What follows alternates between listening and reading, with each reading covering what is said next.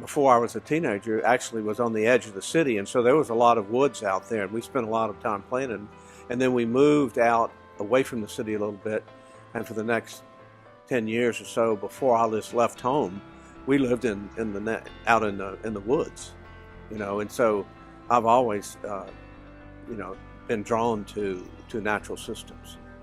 One of my passions in life is nature, the natural world, and I went into natural scientists. I'm a biologist and ecologist.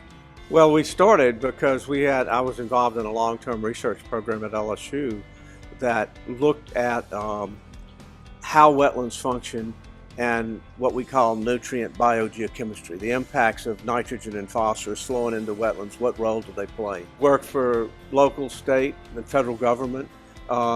We've worked internationally with people, for instance, in Mexico, who are trying to develop a tourist development on the west coast of Mexico, and doing it in an environmentally sensitive and sustainable management. And so we helped develop a plan for a tourist development that helped preserve natural areas rather than destroy them. That's a key to our company. It's very strongly science-based, and I would say, unlike most environmental consulting firms, we take our work that we do and we publish it in the scientific literature so that it reaches out to many others in the field. And also, when you publish in the scientific literature, it means your scientific colleagues are looking over your shoulder. And we use the results of our environmental management projects to increase and enhance scientific knowledge about these issues. You work with nature. You don't try to overpower it, and you let nature do a lot of the work for you.